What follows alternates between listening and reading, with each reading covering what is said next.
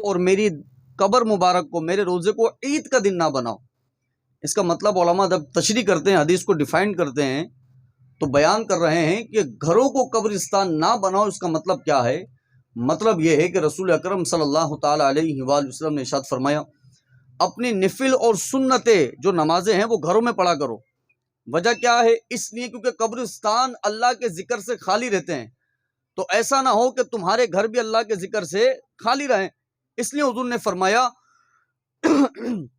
کہ تم اپنی نفلیں اور سنتیں جو ہیں وہ گھروں میں پڑھو۔ میرے آقا کے صحابی نے حضور سے پوچھا، یا رسول اللہ میں نفل کہاں پڑھوں؟ اب جواب دیکھیں رسول اللہ صلی اللہ علیہ وآلہ وسلم کا۔ میرے آقا نے فرمایا، تم یہ بتاؤ میرا گھر کہاں ہے؟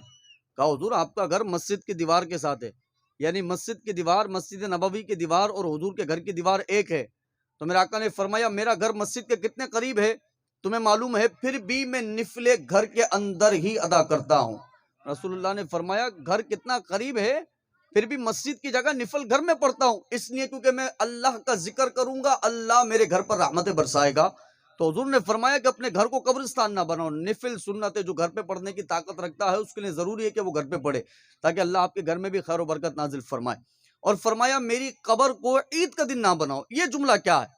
فرماتے ہیں عید میں دو ایام ایسے ہیں کہ جب کثیر لوگ جمع ہوتے ہیں مسجد کے اندر، ایک عید الفطر اور ایک عید الاضحیٰ۔ میرے آقا نے فرمایا، میری قبر پر اکثر آیا کرو، میری قبر کو عید کا دن نہ بناؤ۔ ایسا نہ ہو کہ سال میں ایک مرتبہ تم میری قبر پہ آ رہے ہو، بلکہ آقا نے فرمایا تم اکثر میری قبر پہ آؤ۔ یا رسول اللہ کرنا کیا ہے؟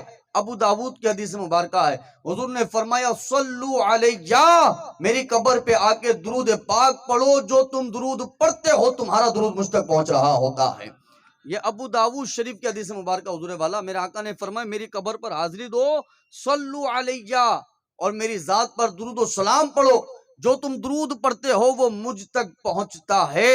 تو علماء نے فرمایا اس لیے پہنچتا ہے کیونکہ میرے آقا نے خود ارشاد فرمایا کہ ان اللہ حرم علی الارض ان تأکل اجساد الانبیاء فنبی اللہ حی ویرزق۔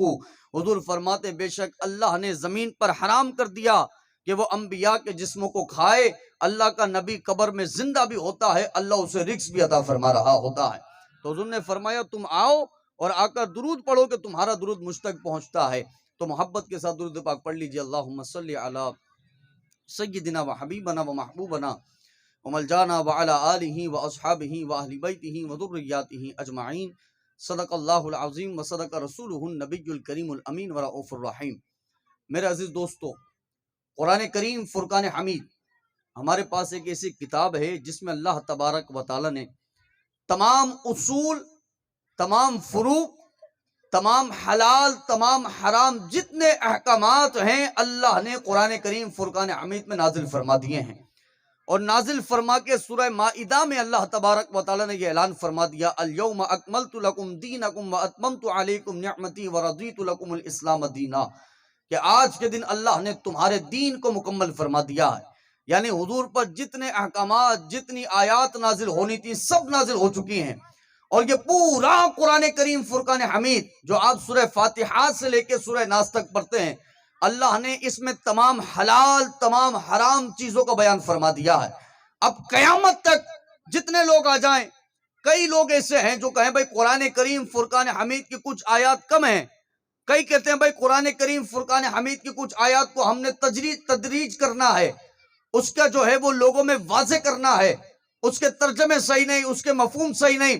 تو میں یہ کہتا ہوں عالی جاں، ایک دو نہیں، چار نہیں، 10 نہیں، 12 نہیں، اگر 8 نسخے بھی اگر آپ اپنے پاس سے لے کر کے آ جائیں تو بھی ہمیں یہ معلوم ہے کہ قرآن مکمل محمد رسول اللہ پہ اتر چکا ہے۔ قیامت تک قرآن کے مخالفین تو پیدا ہو سکتے ہیں، لیکن ایک لفظ، ایک زبر، ایک حرکت قرآن کی بدل نہیں سکتے، اس لیے کیونکہ قرآن کی حفاظت کا ذمہ خود میرا رب اٹھایا ہوا ہے اور میرا رب اس قرآن کی حفاظت فرما رہا ہے۔ تو یہ قرآن کریم فرقان حمید میرا عزیز دوستو، میرا آقا فرمائے نا، تم قرآن کا ایک لفظ پڑھتے ہو اللہ تمہیں 10 نیکی عطا فرماتا ہے۔ اور حضور فرماتے میں یہ نہیں کہتا کہ الف لام میم یہ ایک لفظ ہے، بلکہ آقا فرماتے الف الگ ہے، لام الگ ہے، میم الگ ہے، تم 3 لفظ پڑھتے ہو اللہ 30 نیکی عطا فرماتا ہے۔ تو جو بندہ پورا قرآن پڑھے سوچو اللہ اسے کتنی نیکی عطا فرمائے گا۔ اس کو کتنا ثواب عطا فرمائے گا جو پورا قرآن کی تلاوت کرنے والا ہے۔ تو الحمدللہ قرآن کریم فرقان حمید ایک ایسی ہمارے لیے کتاب ہے کہ جو اللہ نے مکمل زندگی گزارنے کے لیے تمام احکامات نازل کر دیے ہیں۔ اب والد جان سمجھیے، جب اس قرآن میں تمام حلال حرام چیزیں موجود ہیں تو قرآن کے اندر یہ 40ویں کا سلسلہ کہاں موجود ہے؟ علی جان سمجھیے، آپ قرآن سے سمجھیے، کیونکہ ہم نے تو بات یہ شروع کر دی نا کہ قرآن میں سب موجود ہے۔ قرآن کریم فرقان حمید میں یہ سویم کہاں موجود ہے؟ قرآن کریم کے اندر یہ فاتحہ خوانی کہاں موجود ہے؟ قرآن کریم میں 10ویں کی نیاز، نہ 20ویں کی نیاز، نہ 30ویں کی نیاز، اور آج 40ویں کی نیاز، یہ کہاں موجود ہے؟ اسے سمجھیے۔ جب اللہ نے تمام احکامات قرآن میں بیان کر دیے تو یہ ٹاپک بھی قرآن میں کہیں نہ کہیں تو ہوگا، صرف سمجھنے اور سمجھانے والے کی کمی ہے کہ ہمیں سمجھ آ جائے کہ آخر یہ 40ویں کا ٹاپک قرآن سے کہاں ملتا ہے، اور یہ جو میں عمل کر رہا ہوں یہ قرآن پر عمل ہے کہ نہیں۔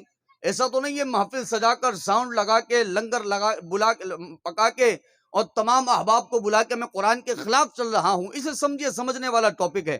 میں نے یہ سمجھنا ہے آج میں 40ویں میں آیا، میرا آنا درست ہے کہ نہیں، 40ویں کی محفل سجائی گئی، یہ 40ویں کی محفل سجانا درست ہے کہ نہیں۔ سمجھیے، جب بھی کوئی فاتحہ خوانی کی محفل ہوتی ہے نا، 40واں ہوتا ہے، تو علماء فرماتے ہیں اس میں کم و بیش 2 سے 3 چیزیں ہوتی ہیں۔ پہلی چیز کیا ہے؟ پہلی چیز ہے آپ کا کسی کے لیے دعائے مغفرت کرنا۔ اگر مرحومہ کا انتقال ہوا ہے، زاہد بھائی، اب زاہد بھائی کی بیٹی زاہد بھائی کی بیٹی کا انتقال ہوا ہے، اب ابھی آخر کے اندر کھانا رکھا جائے گا، امام صاحب دعا کروا دیجئے، جو بھی حاضرین یہاں پر موجود ہیں، عابد بھائی دعا کروا دیجئے۔ عابد بھائی پڑھے زور سے 4 قل پڑھ لیے، سورہ فاتحہ پڑھ لی، کہا مولا زاہد بھائی کی بیٹی کی مغفرت فرما۔ آپ آبجیکشن کر دیں، روک لیں ان کو، کہا حضور والا دوسرے کے لیے دعائے مغفرت کا حکم قرآن میں کہا ہے، مجھے بیان فرمائے تاکہ میں آپ کی دعا پر آمین کہوں۔ آپ قرآن سے نہیں دکھاتے تو میں کیسے اپنے آپ کو مطمئن کروں کہ یہ مغفرت کی دعا کرنا قرآن میں ہے کہ نہیں؟ عابد بھائی تو کوئی کہہ دیا دھڑلے کے ساتھ کہ مولا زاہد بھائی کی بیٹی کی مغفرت فرما، لیکن آپ روکیں اور کہا علی جان مرحوم یا مرحومہ کے لیے دنیا سے جانے کے بعد دعائے مغفرت کرنا کہاں ہے؟ قرآن کی آیت پیش کریں۔ تو پہلی چیز سمجھا رہا ہوں، پہلی چیز والذین جاءوا من بعدهم یقولون ربنا اغفر لنا ولاخواننا الذین سبقونا بالایمان۔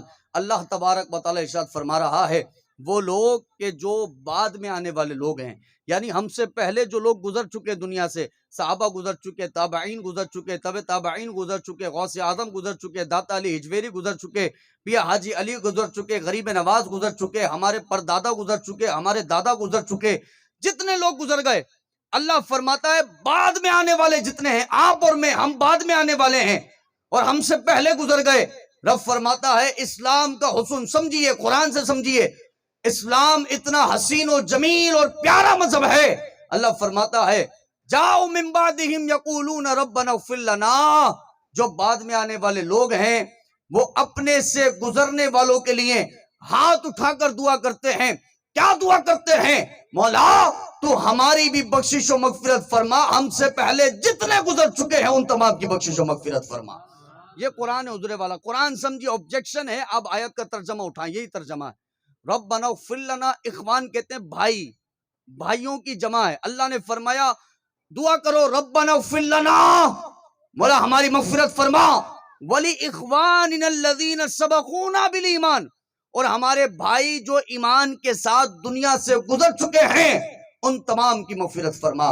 مغفرت فرمانے کا حکم اللہ کا حکم ہے حضور والا، قرآن کریم کی آیت مبارکہ پہلا کلیئر کر دیا میں نے آپ کو قرآن کی آیت سنا کے کہ دعائے مغفرت کرنا یہ عین قرآن کریم پر عمل کرنا ہے۔ آپ نہیں کرتے، آپ قرآن کا انکار کرتے، مولانا کا کیا جاتا حضور والا، مولانا نے تو قرآن کی آیت آپ کو سنا دینی ہے۔ آپ اگر اب انکار کرتے تو اب قرآن کی آیت کا انکار ہے۔ آپ کا میں نہیں کرتا کسی کے لیے دعائے مغفرت، تو آپ تو قرآن کی آیت کا انکار کر رہے ہیں حضور۔ مولانا کا کیا جاتا ہے؟ کسی بھی مولوی کو آپ اس کرسی پہ بٹھائیں اس کا کچھ نہیں جاتا۔ یہ دعائے مغفرت کا حکم اللہ نے قرآن میں بیان فرمایا ہے، اور فرما ربنا اغفر لنا ولاخواننا الذین سبقونا بالایمان۔ اے بندہ مومن جب تو ہاتھ اٹھائے نا تو صرف اپنے لیے مغفرت کی دعا مت مانگنا، بلکہ جتنے تیرے مومن گزر چکے ہیں ان تمام کے لیے دعائے مغفرت کرنی ہے۔ اور کہا مولا سب کی بخشش و مغفرت فرما، سب کو معاف فرما۔ اب سنیے، صحیح بخاری شریف کی حدیث مبارکہ ہے، صحابی فرماتے ہیں ہر نماز کے بعد صحابہ کا عمل تھا، صحابہ کیا کرتے تھے؟ مولا جبریل پر رحم فرما، جبریل پر سلام ہو، میکائیل پر سلام ہو، حضرت اسرائیل پر سلام ہو۔ ہر نماز کے بعد حضور سلام پھیرے، صحابہ دعا کرتے تھے مولا جبریل علیہ السلام پر سلام ہو، میکائیل علیہ السلام پر سلام ہو، اسرائیل علیہ السلام پر سلام ہو۔ صحابی کہتے ہیں ایک دن حضور نے جب سلام پھیرا نہ، دیکھا ہمارا یہ معمول ہے کہ ہم ہر نماز کے بعد کسی نہ کسی کو سلام پیش کرتے ہیں، تو آقا نے فرمایا اے صحابہ میں تمہیں آج ایسا طریقہ بیان کر رہا ہوں جس میں تم جب دعا کرو تو صرف جبریل اور میکائیل کے لیے نہیں کرنا، بلکہ قیامت تک آنے والے تمہارے جتنے مسلمان بھائی ہیں سب کے لیے کرنا ہے۔ اور وہ کیا ہے؟ میرے آقا نے فرمایا التحیات للہ والصلوات والطیبات، السلام علیک ایھا النبی ورحمۃ اللہ وبرکاتہ، السلام علینا وعلی عباد اللہ الصالحین۔ ترجمہ، میرے آقا ارشاد فرماتے صحابہ جب بھی دعا کرو تو اللہ سے عرض کرو مولا السلام علینا، ہم پر بھی سلامتی نازل فرما، وعلی عباد اللہ الصالحین، اور ہمارے جتنے نیک مومنین متقی ہیں سب پر سلامتیوں کی بارشوں کا نزول فرما۔ یہ رسول اللہ کی حدیث مبارکہ یہ طریقہ ہے۔ صحابہ کہتے ہیں جس طرح قرآن حضور سکھایا کرتے تھے اس طرح تاکید کے ساتھ ہمیں التحیات کا حضور درس دیا کرتے تھے۔ اور یہ التحیات کے جملے علی جا آپ نماز سے نہیں نکال سکتے، اس کو آپ کا واجب ادا نہیں ہوگا، ایک جملہ نہیں پڑھا آپ نے، شرعی مسئلہ ہے۔ التحیات کا ایک جملہ آپ نے ادا نہیں کیا، واجب ادا نہیں ہوتا آپ کا، آپ اس جملے کو نہیں نکال سکتے۔ وعلی عباد اللہ الصالحین، دعائے مغفرت کا حکم بیان کر رہا ہوں۔ دعا کرنا تمام لوگوں کے لیے یہ عین قرآن کا حکم ہے، یہ عین رسول اللہ کی تربیت مبارکہ ہے، یہ حضور کا حکم ہے۔ سنیے ایک اور حدیث مبارکہ، راوی فرماتے ہیں میرے آقا کریم صلی اللہ تعالی علیہ وآلہ وسلم نے ارشاد فرمایا جب بندہ نماز جنازہ پڑھتا ہے، زاہد بھائی کی بیٹی کی نماز جنازہ میں جو شریک ہوئے ان تمام کے لیے کہہ رہا ہوں، حدیث سنا رہا ہوں، میرے آقا ارشاد فرماتے ہیں جب بندہ نماز جنازہ پڑھتا ہے، نماز جنازہ میں امام صاحب کھڑے ہو گئے اور کہنے لگے حضور والا نیت کیجئے، میں نیت کرتا ہوں 4 تکبیروں کے ساتھ واسطے اللہ کے پیچھے اس امام کے، پہلی تکبیر میں آپ نے ثنا پڑھنی ہے، دوسرے میں درود ابراہیم پڑھنا ہے، تیسرے میں بالغ حاضر میت کی دعا پڑھنی ہے، چوتھی تکبیر میں کچھ نہیں پڑھنا، خاموش سلام پھیر دینا ہے۔ آپ کا امام صاحب ٹھیک ہے سمجھ آ گیا، اللہ اکبر ثنا پڑھی، اللہ اکبر درود ابراہیم پڑھا، امام صاحب کا تیسری مرتبہ اللہ اکبر، اب آپ کیا پڑھے؟ اللہم اغفر لحینا و میتنا و شاہدنا و غائبنا و صغیرنا و کبیرنا و ذکرنا و انسانا، اللہم من احییتہ منا فاحیی علی الاسلام ومن توفیتہ منا فتوفہ علی الایمان۔ ترجمہ کیا ہے؟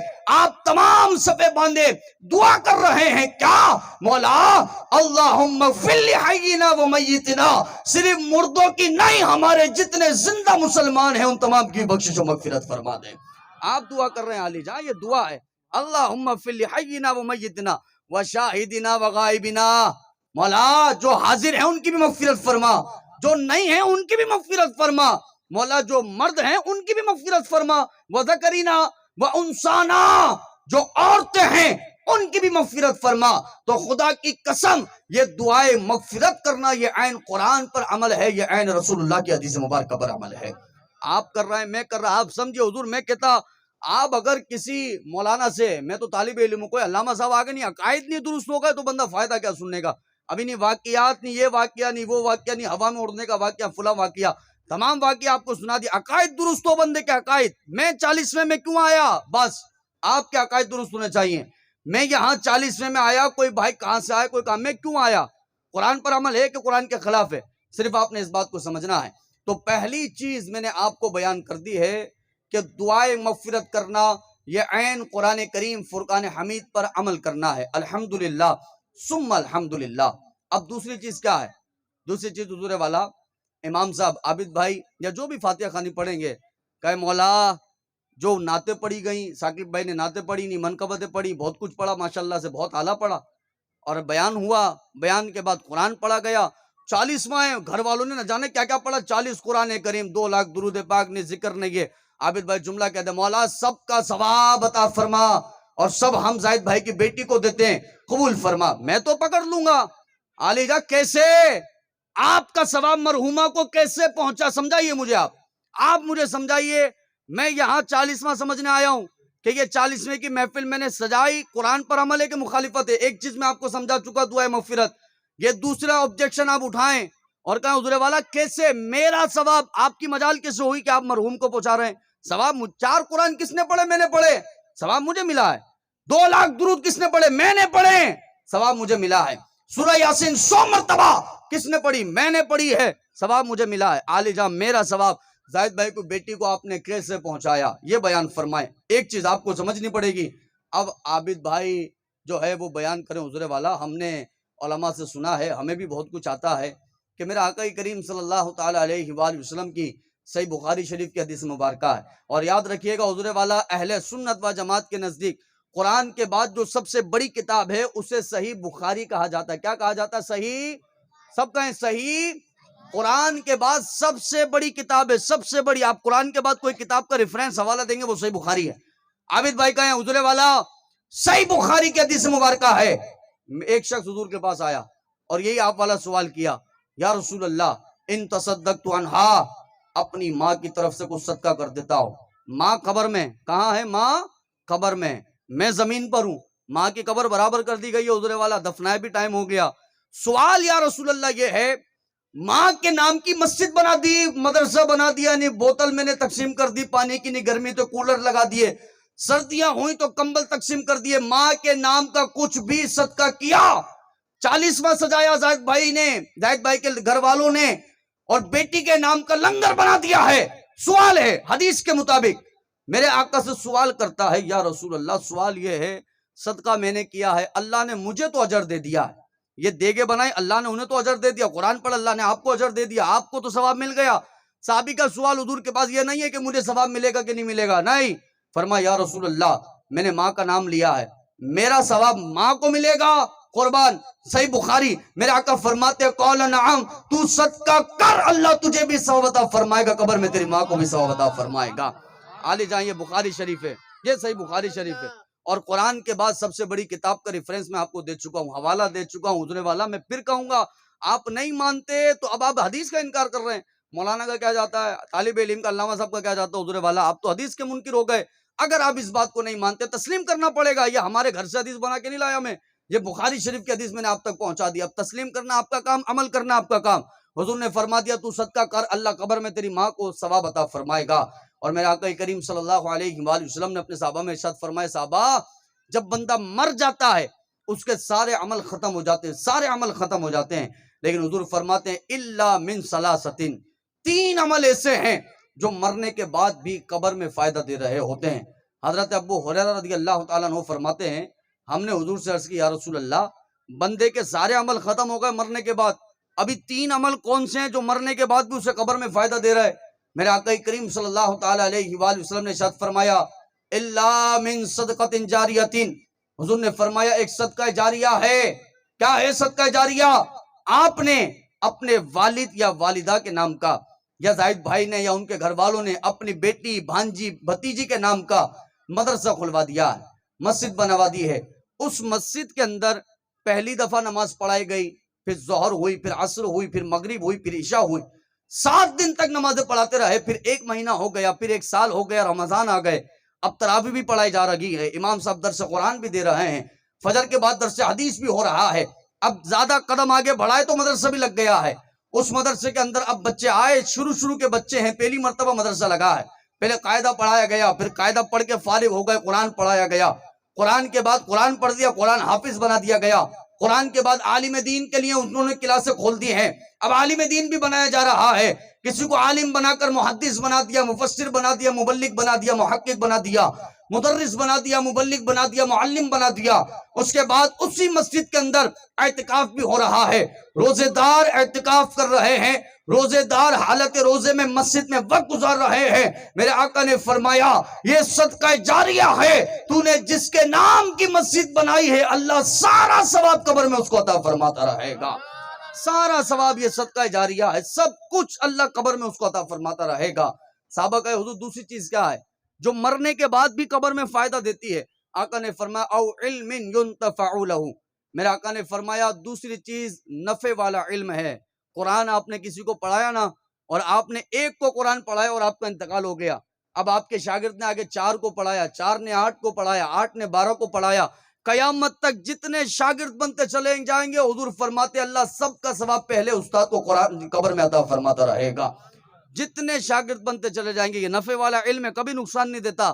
آقا فرماتے ہیں، یہ میں ان کے لیے کہوں گا جنہوں نے محفل سجائی، حدیث مبارکہ ہے او ولد صالح یدعو له، میرے آقا فرماتے نیک اولاد جو اپنے گزرنے والوں کے لیے دعائیں مغفرت کرتی ہے، یہ زمین پہ کھڑے ہو کر خیر کی دعا کرتے ہیں، اللہ ان کی دعاؤں سے مرحومین کے قبر کو کشادہ فرما دیا کرتا ہے۔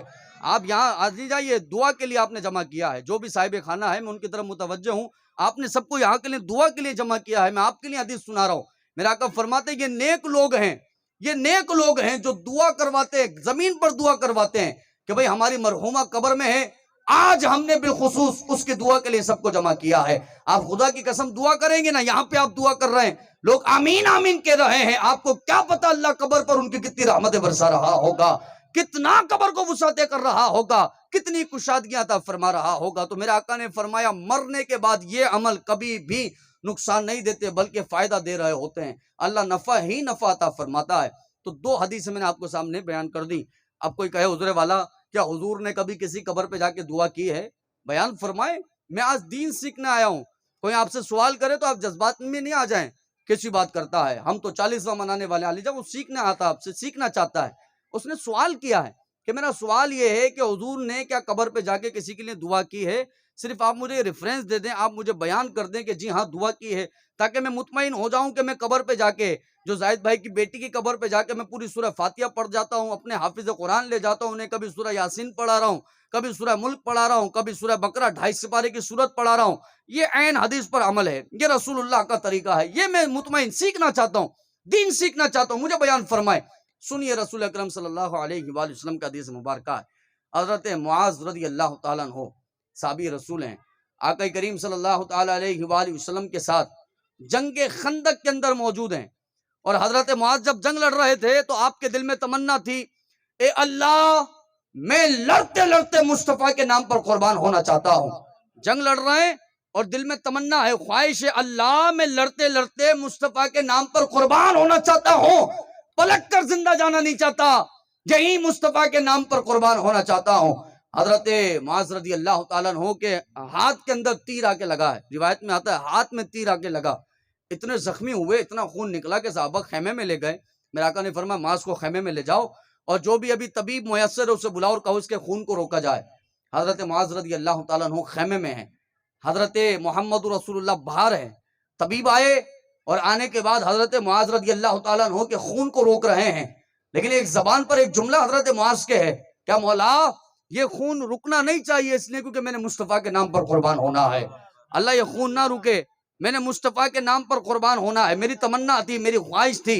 طبیب حیران ہے کہ زخم ہم بند کرنا چاہتے ہیں لیکن رب کعبہ کی قسم زخم بند نہیں ہوتا ہے، زخم کھل رہا ہے، خون تیزی سے بہہ رہا ہے، یہاں تک کہ بے ہوش ہونے لگے تو صحابہ حضور کے پاس آ گئے اور کہنے لگے یا رسول اللہ ہمیں لگ رہا ہے آپ کا صحابی جو ہے وہ آخری سانس لے رہا ہے، حضور اس کی تمنا ہے کہ وہ جاتے جاتے آپ کا دیدار کر جائے۔ میرے آقا جب خیمے میں تشریف لائے، خیمے میں بہت جگہ ہے لیکن آقا اونچا اونچا بڑا بڑا قدم رکھنے لگے تو صحابہ عرض کرے یا رسول اللہ اتنے لمبے لمبے قدم رکھنے کی جگہ کیا ہے، کیا ضرورت ہے؟ میرے آقا نے فرمایا اور میرے صحابی کے خیمے میں اتنے فرشتے ہیں کہ قدم رکھنے کی بھی جگہ نہیں ہے، اتنے فرشتے ہیں پورا قدم رکھنے کی بھی جگہ نہیں ہے۔ اور آقا نے فرمایا ایک فرشتے نے پھر مجھے جگہ دی، میں بیٹھ گیا۔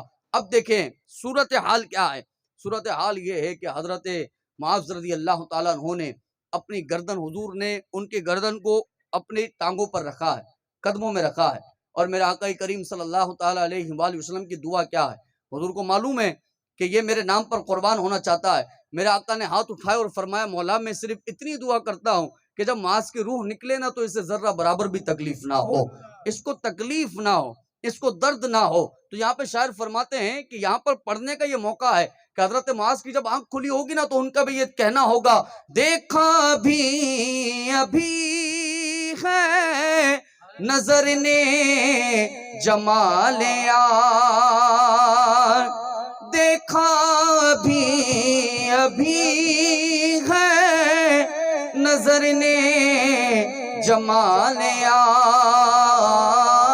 اے موت مجھ کو تھوڑی سی مہلت ادھار دو، اے موت مجھ کو تھوڑی سی مہلت۔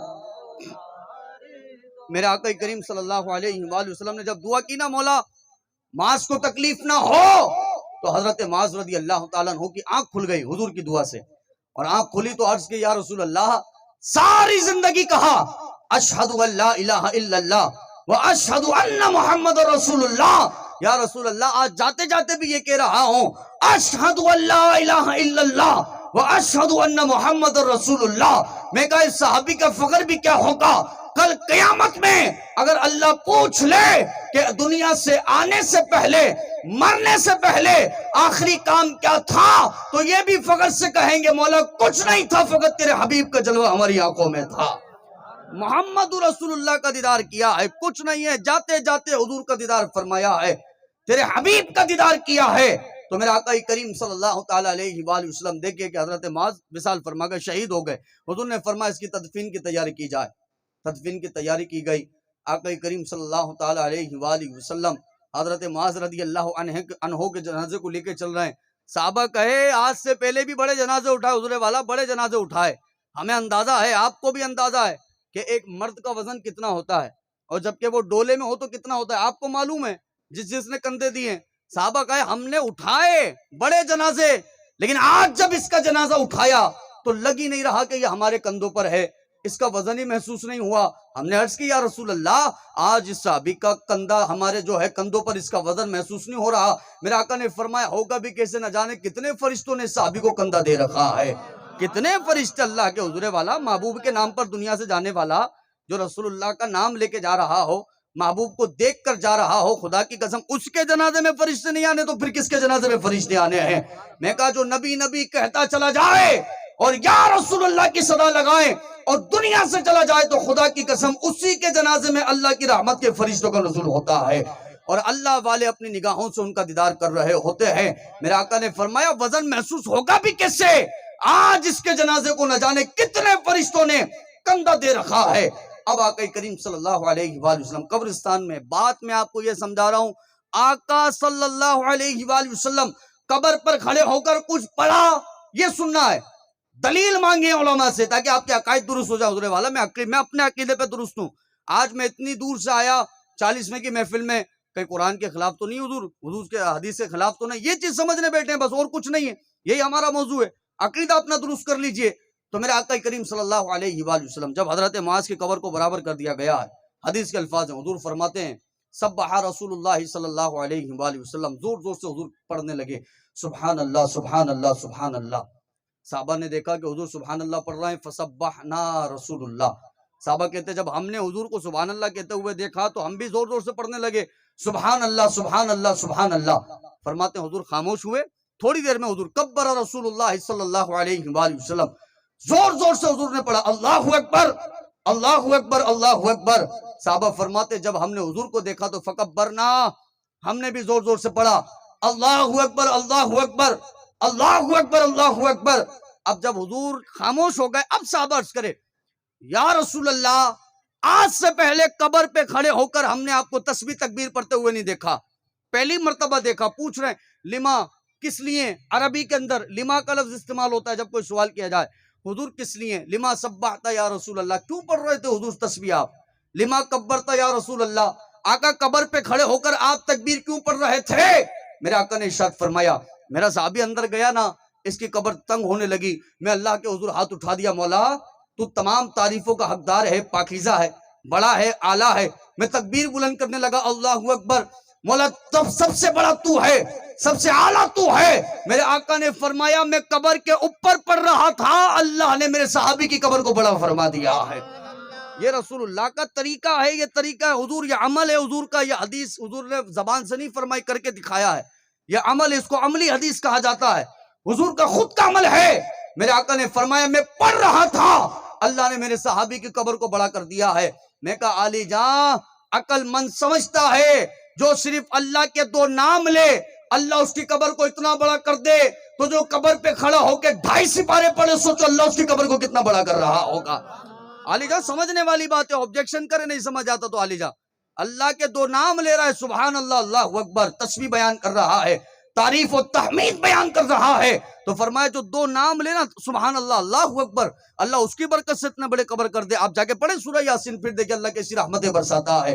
آپ پوری سورہ ملک پڑھیں جائیں زاہد بھائی کی بیٹی پر پڑھیں آپ بلا جھجک پڑھیں یہ رسول اللہ کا عمل ہے یہ سنت مبارکہ ہے. الحمدللہ ثم الحمدللہ.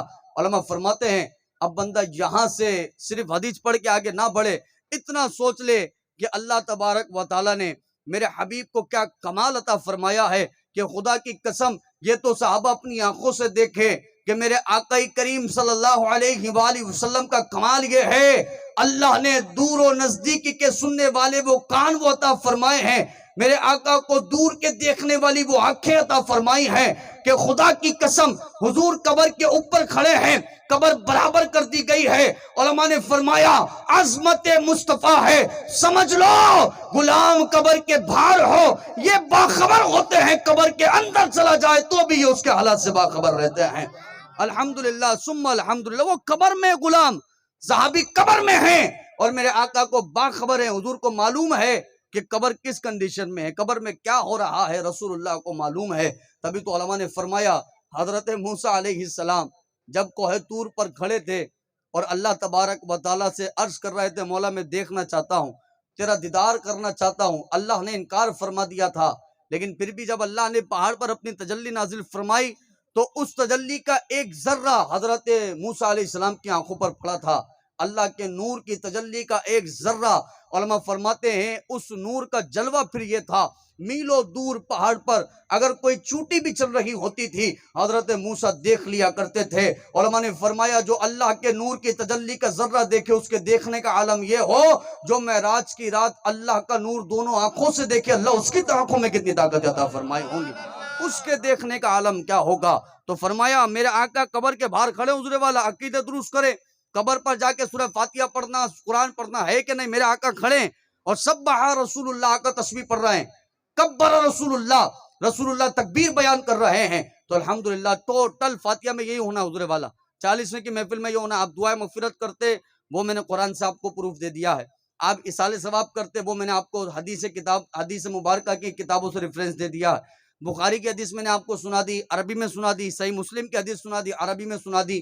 اور تیسرا عمل جب آپ عصر کے بعد پانی بھر کے قبرستان جاتے اور قبرستان پہ جا کے قبر کے باہر کھڑے ہو کے قرآن پڑھتے یہ رسول اللہ کا عمل میں نے آپ کو بیان کر دیا ہے.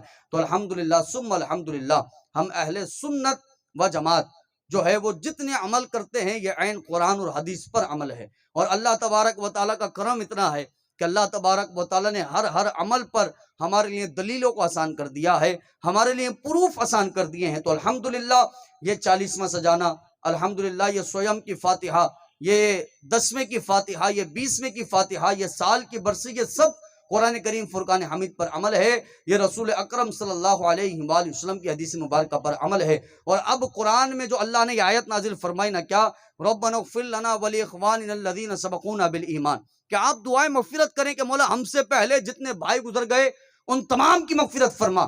علماء فرماتے یہاں پر اخوان اللہ نے کن کو بھائی کہا ہے اللہ تبارک و تعالیٰ کی مراد کیا ہے کن بھائیوں کا اللہ ذکر کر رہا ہے کہ تم سے پہلے جو تمہارے بھائی گزر گئے ہیں ان کے لیے دعا کرنی ہے. علماء نے فرمایا اللہ کسی اور کا ذکر نہیں کر رہا بلکہ آپ کو اور مجھے حکم دے رہا ہے کہ تم سے پہلے جتنے میرے آقا کے صحابہ گزر چکے ہیں ان تمام کے لیے تم نے دعائیں مغفرت کرنی ہے. یہ صحابہ مراد ہیں قرآن کریم کی آیت کے اندر جتنے صحابہ گزر چکے ہیں کم و بیش 1,24,000 صحابہ کرام علیہم الرضوان تھے. ابو بکر صدیق عمر فاروق عثمان و علی رضی اللہ عنہم اجمعین ان تمام کے لیے آپ نے دعائیں مغفرت کرنی ہے. اور صرف اللہ تبارک و تعالیٰ نے یہ حکم ارشاد نہیں فرمایا بلکہ اللہ نے فرمایا دعائیں مغفرت کے ساتھ آپ نے دعا کرنی ہے کیا وَلَا تَجْعَلْ فِي قُلُوبِنَا غِلًّا مولا صحابہ کے لیے دعائیں مغفرت بھی کرتا ہوں اور یہ بھی دعا کرتا ہوں کہ میرے دل میں ان کا بغض نہیں بلکہ کل صحابہ کی محبت عطا فرما. یہ قرآن کی آیت مبارکہ ہے اللہ تبارک و تعالیٰ کا حکم ہے اور یہ ایک ہی آیت ہے جس میں دعائیں مغفرت کا بھی اللہ نے حکم دیا ہے اور دوسرا حکم بھی دیا ہے کہ جن صحابہ کے لیے تم دعائیں مغفرت کر رہے ہو وَلَا تَجْعَلْ فِي قُلُوبِنَا غِلًّا ان کے لیے یہ بھی دعا کرو مولا فی قلوبنا ہمارے دلوں میں وَلَا تَجْعَلْ نہ پیدا کر غلّا ان کا بغض پیدا نہ کر ہمارے دلوں میں ان کی محبت پیدا کر. تو میں کہوں الحمدللہ ثم الحمدللہ آج جس کے دل میں صحابہ کی محبت ہے تو وہ اللہ تبارک و تعالیٰ کا شکر ادا کرے کہ مولا تیرا شکر ہے کہ تو نے مجھے گستاخ صحابہ میں نہیں بلکہ جس گھرانے میں صحابہ کا ذکر ہوتا ہے اس گھرانے میں پیدا فرما دیا ہے۔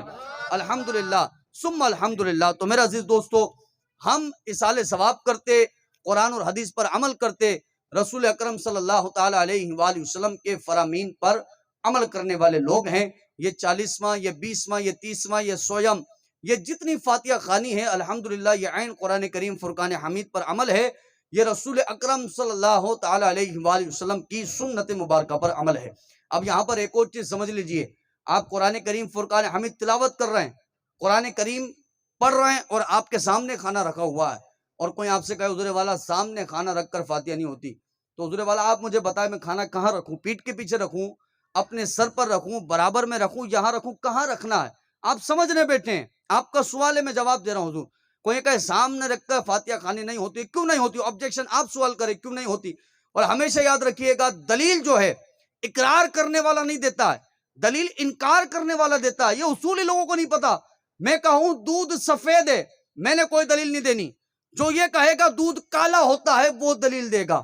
میں کہتا ہوں فاتحہ ہوتی ہے، میں دلیل تھوڑی دوں گا۔ جو یہ کہے سامنے رکھ کے فاتحہ نہیں ہوتی، آپ اس سے دلیل پوچھیں کہاں لکھا ہے، کون سی حدیث مبارکہ ہے، مجھے بیان فرمائے، کون سی قرآن کی آیت مبارکہ مجھے بیان فرمائے۔ میں نے نہیں کرنا پھر کل سے، آپ جب مجھے سمجھا دیں گے، آپ میری اصلاح کر دیں گے، نہیں کرنا۔ لیکن خدا کی قسم قیامت تک کوئی ایک حدیث نہیں ملنی، قیامت تک کوئی ایک آیت مبارکہ نہیں ملنی، اس لیے کیونکہ جو ہم عمل کر رہے ہیں یہی قرآن پر عمل ہے اور یہی حدیث مبارکہ پر عمل ہے۔ الحمدللہ ثم الحمدللہ۔ تو ان چکروں میں نہ پڑے حضور والا۔ فاتحہ کیا ہے میں نے آپ کو مسلسل مختصر وقت میں آپ کو واضح کر دیا ہے، آپ کو بیان کر دیا ہے۔ اب سمجھیے، دوسری بات سمجھیے، بڑا مختصر وقت ہے ہمارے پاس، تو باتیں کرنے کو بہت ہے، سمجھنے کو بہت ہے، لیکن چونکہ وقت مختصر ہے۔ دوسری بات سمجھیے، چلا گئے نا ابھی جانے والا زاہد بھائی کی بیٹی چلی گئی، آج ان کا 40واں ہے۔ علی جہاں آپ مجھے بیان فرمائیں، انہوں نے پچھلے سال یا اس سے پچھلے سال یا اس سے پچھلے سال اس دنیا میں وقت گزارا ہے، لیکن جب آج آپ یہاں پر موجود ہیں وہ موجود نہیں ہیں۔ اب کل اسی وقت ہو سکتا ہے میں آپ ہم میں سے کوئی بھی موجود نہ ہو، تو بندہ جب کسی کے 40ویں میں آ رہا ہے نا تو اپنا ذہن بنائے کہ کبھی میرا بھی 40واں ہونا ہے۔ آج میں کسی کی فاتحہ میں آ رہا ہوں تو ذہن بنائے کل میرے بھی فاتحہ میں لوگ آ رہے ہوں گے۔ تو علماء فرماتے ہیں یہ فاتحہ آپ کو کیا یاد دلاتی ہے؟ یہ موت یاد دلاتی ہے حضور والا، موت، قبر یاد دلاتی ہے۔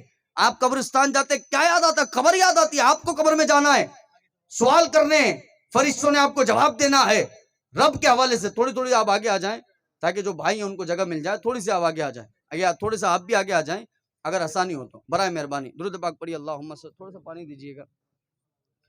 وہ حبیبنا وہ محبوبنا وہ ملجانا۔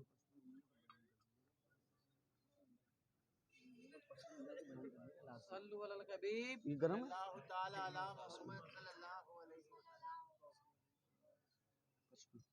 درود پاک پڑھی اللہم صلی علی سیدنا و حبیبنا و محبوبنا و ملجانا وعلی آلہ و اصحابہ و اہل بیتہ و ذریاتہ اجمعین۔ صدق اللہ العظیم و صدق رسولہ النبی الکریم الامین و رؤوف الرحیم۔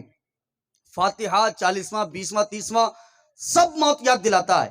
اگر آپ یہ یاد نہیں کرتے حضور والا تو پھر یاد رکھیے گا اچانک موت آ جانی ہے، پتہ کچھ نہیں چلنا، اور بندہ دن گزارتا ہے رات قبر میں ہوتی ہے، رات گزارتا ہے تو دن کی تدفین ہو جایا کرتی ہے، پتہ کچھ نہیں چلنا ہے۔ آج خود میں قبرستان میں فاتحہ دے کر آ رہا ہوں، کیا پتہ چلنا حضور والا کل ہماری قبرستان کیا کہ کوئی ہماری فاتحہ پڑھ رہا ہوگا، ہمارے لیے دعا کر رہا ہوگا۔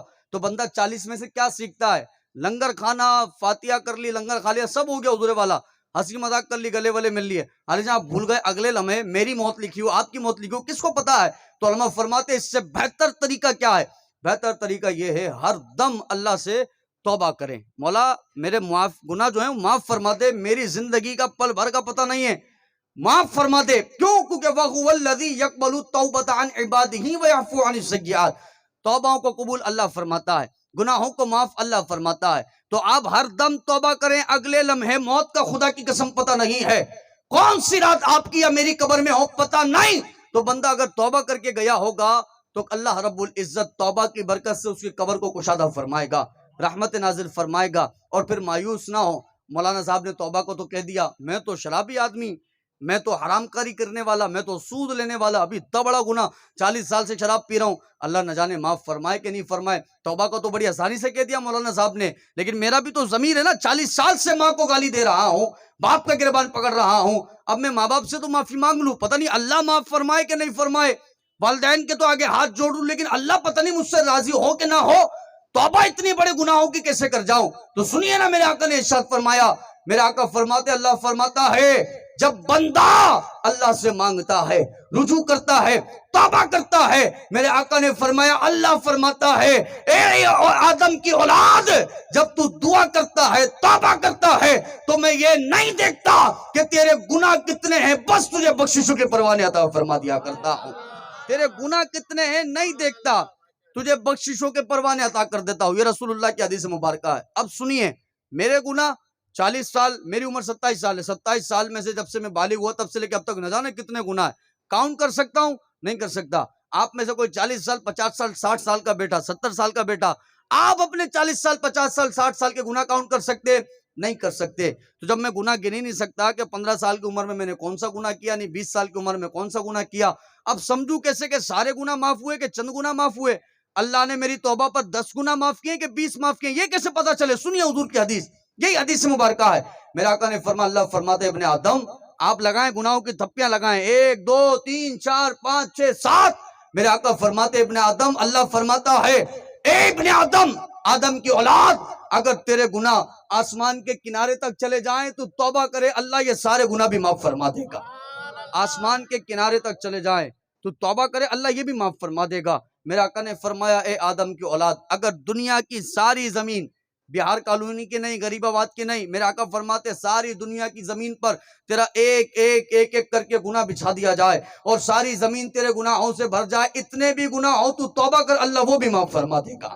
علی جان، یہ دیکھیے، یہ توبہ ہے، بندہ توبہ کرے موت سے پہلے، یہ نہ سوچے نہ جانے میری توبہ معاف ہونی ہے نہیں ہونی، قبول ہونی ہے کہ نہیں ہونی ہے۔ حضرت محمد رسول اللہ فرماتے ہیں، شیطان نے اللہ کے حضور قسم کھائی اور کہا، مولا تیری عزت کی قسم ہے، تیرے جلال کی قسم ہے، جب تک تیرے بندے کے روح میں، تیرے بندے کے جسم میں روح باقی رہے گی، اسے بہکاتا رہوں گا۔ میرے آقا نے فرمایا، فقال الرب عز وجل وعزتی وجلالی، اللہ نے بھی فرمایا، او مردود، مجھے بھی میری عزت اور جلال کی قسم ہے، میرا بندہ آخری سانس سے پہلے توبہ کرے گا، میں اس کو توبہ عطا فرما رہا ہوں گا۔ آخری سانس سے پہلے بھی اگر توبہ کرے گا، میں اس کی توبہ کو قبول فرما رہا ہوں گا۔ یہ رسول اللہ کی حدیث مبارکہ ہے۔ تو میرے عزیز دوستو، موت سے پہلے توبہ کیجئے اور اللہ تبارک و تعالیٰ کی بارگاہ میں ہاتھ جوڑیے۔ اگر والدین کے نافرمانے، توبہ کر لیجئے، کچھ نہیں پتا موت کا، خدا کی قسم۔ ماں باپ کا نافرمان ہو اور بہن بھائیوں کو ستاتا ہو، حق ادا نہیں کرتا ہو، پڑوسیوں کے حق ادا نہیں کرتا ہو، کاروبار میں جھوٹ بولتا ہو، سود لیتا ہو، غیبت کرتا ہو، چغلی کرتا ہو، لوگوں کی دل آزاری کرتا ہو، شرابیں پیتا ہو، نمازیں چھوڑتا ہو، رمضان کے روزے چھوڑ دیتا ہو، وہ توبہ کرے، اللہ کے حضور توبہ کرے، اللہ سے معافی مانگے، لوگوں کے حقوق ادا کرے، نمازیں چھوڑ دیے تو قضا کرے، روزے چھوٹ چکے تھے ان روزوں کی قضا کرے، توبہ کرے۔ حضور والا، موت کا کچھ نہیں پتا، کون سی رات میری یا آپ کی قبر میں ہے، کچھ نہیں پتا، اور اگر کل قیامت میں رسوا ہو گئے، خدا کی قسم کوئی بچانے والا نہیں ہے۔ آج تو اللہ معاف کر رہا ہے، کل قیامت میں ذلیل ہو گئے، کل قیامت میں رسوا ہو گئے، اور اللہ نے پوچھ لیا کہ جب توبہ کی توفیق دی تھی کیوں نہ کی، تو خدا کی قسم کوئی جواب نہیں دینا ہے۔ میں بے نمازی ہو کے اللہ کے حضور آ گیا۔ علی جان، کس آپ زندگی پر پھول رہے ہیں؟ بتائیے، آپ میں سے کون ہے جو فرعون جیسی بادشاہت کر کے گیا ہو؟ ہمارے خاندان میں بھی کوئی نہیں گزرا ہوگا جو فرعون جیسی بادشاہت دنیا میں کر کے گیا ہو۔ کون ہے جو نمرود جیسی بادشاہت کر کے گیا ہے؟ ہمارے خاندان تو چھوڑو، ہماری 7 نسلوں، ان سے بھی پیچھے نسلوں میں چلے جاؤ، کوئی بھی نمرود جیسی بادشاہت نہیں کر کے گیا ہوگا۔ علی جان، پڑھ لیجئے ہسٹری، ساری دنیا کے بادشاہ تھے، ساری دنیا کے، اور صرف بادشاہ نہیں تھے، خود کو خدا کہتا تھا نمرود، خود کو خدا کہتا تھا فرعون، ایسی ایسی بادشاہت رکھنے والے۔ کہا اللہ نے ایسا ذلیل و رسوا کیا ہے، ایسا نیست و نابود کیا ہے کہ وہ ڈوبنے سے اپنے آپ کو نہیں بچا سکا ہے، ایک مچھروں سے اپنے آپ کو نہیں بچا سکا ہے۔ دنیا کے اندر اللہ نے ان کو ذلیل کر کے رکھ دیا اور ان کو بیان کر کے رکھ دیا ہے۔ جب رب تمہیں اتنی بادشاہت عطا فرما رہا ہے نا، تو خوش فہمی میں نہ رہو کہ قیامت تک تم نے دنیا میں رہنا ہے۔ ارے تو کتنے سال جیے گا؟ یہ بنی اسرائیل کے لوگ 400 سال جینے والے تھے، 800 سال زندگیاں تھیں، 500 سال زندگیاں تھیں، لیکن بتاؤ نا آج کس کا نام و نشان ہے؟ کسی کا نام و نشان نہیں ہے۔ آج ان کی قبروں تک کا نام و نشان نہیں ہے۔ اور ہماری زندگی تو 40 سال میں ختم ہو رہی ہے۔ ہم تو 70 سال جی جائے تو بڑی بات ہے، 60 سال جی جائے تو بڑی بات ہے۔ اتنے کم عرصے میں بھی جب اللہ تبارک و تعالیٰ کے گھر سے یہ صدا آتی ہے الصلاۃ خیر من النوم، اور بندے کب تک غفلت کی نیند سوتا رہے گا؟ اٹھ اور اپنے رب کے حضور حاضر ہو جا، اس لیے کیونکہ نماز نیند سے بہتر ہے۔ جب عصر میں یہ صدا آتی ہے حی علی الصلاۃ، حی علی الصلاۃ، اے بندے آ کامیابی کی طرف آ جا، آ نماز کی طرف آ جا، حی علی الفلاح، آ کامیابی کی طرف آ جا۔ خدا کی قسم مجھے اس وقت اپنا کاروبار عزیز ہوتا ہے، مجھے اس وقت اپنی دکانداری عزیز ہوتی ہے، مجھے اس وقت اپنا بیچنا لینا عزیز ہوتا ہے، لیکن اپنے رب کو سجدہ کرنا عزیز نہیں ہوتا ہے۔ اسی طرح سے سجدے چھوڑتے چلا گیا، اور پھر حال کیا ہوا؟ اللہ فرماتا ہے الہاکم التکاثر حتی زرتم المقابر، ہائے مال کی کثرت نے تجھے اندھا کر دیا تھا۔ حال یہ تھا تو چاہتا تھا 40,000 کے 80,000 ہو جائے، 80 کے 1,20,000 ہو جائے، 1,20,000 کے 2,00,000 ہو جائے، 2,00,000 کے 5,00,000 ہو جائے۔ اللہ فرماتا ہے الہاکم التکاثر، ہائے مال کی کثرت، حال یہ ہوا حتی زرتم المقابر، اتنا مال کرنے کے بعد بھی آخر تم نے اپنی قبروں کو دیکھا ہے۔ ہوا کیا بتاؤ؟ یہ 2,00,000 روپے آج تجھے قبر میں جانے سے بچا رہے ہیں۔ آج تیری قبر میں کتنا چراغا ہو رہا ہے تیرے ان پیسوں کی وجہ سے۔ آج کون ہے جو تیرے ان پیسوں کی وجہ سے تیری قبر میں ہوا کا انتظام کر دے؟ خدا کی قسم جب لواحقین جنازہ رکھ دیتے ہیں تو اوپر سے صدا لگاتے ہیں ارے یہ تختے صحیح لگا دیے جائیں، حضور وہ ایک سوراخ کھلا ہوا ہے وہ بھی بند کر دیا جائے، وہ کونے کا سوراخ کھلا ہوا ہے وہ بھی بند کر دیا جائے۔ ارے یہ تو سگے رشتہ دار ہیں، ایک قبر کا سوراخ کھلنا ان کو گوارا نہیں ہے۔ علی جان بندہ جب قبر میں جا رہا ہے ایک سوراخ روشنی کا نہیں ہے، اور اب جب اٹھ گیا اور فرشتے آ گئے، پوچھا من ربو کا، بتا تیرا رب کون ہے، ما دینو کا، بتا تیرا دین کیا ہے، اور میں رسول اللہ کے لیے کیا کہا کرتا تھا۔ وہ کبھی رب کو جانا ہوتا تو آج کہتا نا میرا رب اللہ ہے، وہ رحمان ہے رحیم ہے۔ کبھی نمازیں پڑھی ہوتی تو کہتا میں نمازیں پڑھنے والا ہوں۔ کبھی حضور کی سنتوں پر عمل کیا ہوتا تو پتا ہوتا میں کہتا ہاں جس نبی کے لیے تو سوال کر رہا ہے انہیں محمد الرسول اللہ کہا جاتا ہے۔ میرے آقا نے فرمایا او قبر میں جانے والے یاد رکھ اگر تو کامیاب ہو گیا تو سوچ تیرے جنت اللہ جنت کے باغوں میں سے ایک باغ تیری قبر کو بنا رہا ہوگا، اور اگر ناکام ہو گیا آقا فرماتے جہنم کے گھڑوں میں سے ایک گھڑا تیری قبر بن رہی ہوگی۔ آقا نے فرمایا تو کامیاب ہو گیا اللہ جنت کی کھڑکی کھولے گا، ٹھنڈی ٹھنڈی ہوائیں چلا رہا ہوگا، خوشبو والی ہوائیں چلا رہا ہوگا، اور ناکام ہو گیا تو اللہ قبر میں جہنم کی کھڑکی کھولے گا، بدبودار ہوائیں آ رہی ہوں گی، گرم ہوائیں آ رہی ہوں گی جو کہ برداشت کے قابل نہ ہوں گی۔ تو میرا عزیز دوستو جانے والا جا چکا ہے، جانے والی جا چکی ہے، لیکن یہ جاتے جاتے یہ پیغام دے دیا ہے تم نے بھی آنا ہے، تمہاری بھی کوئی فاتحہ میں ہوگا، تمہارا بھی 40واں ہوگا، تو وہ وقت آنے سے پہلے نیت کر لیں مولا جتنے گناہ تھے تو کریم ہے کرم کرتا ہے، تو رحیم ہے رحم کرتا ہے، میرے گناہوں کو معاف فرما۔ بے نمازی تھے تو نیت کر لے نمازی پڑھنی ہے، قرآن نہیں پڑھنا جانتے تو نیت کر لیں قرآن پڑھنا ہے، روزے چھوڑنے والے ہیں تو نیت کر لے رمضان کے روزے رکھنے ہیں، والدین کو گالی دینے والا ہے تو ماں کے قدم پکڑ لے، باپ کے قدم پکڑ لے۔ خدا کی قسم آپ توبہ کریں گے اللہ قبول فرمائے گا، رحمت برسائے گا، اور مرنے کے بعد قبر کو جنت کے باغوں میں سے ایک باغ بنائے گا۔ اللہ ہم سب کو توبہ کی توفیق نصیب فرمائے۔ وآخر دعوانا ان الحمدللہ رب العالمین۔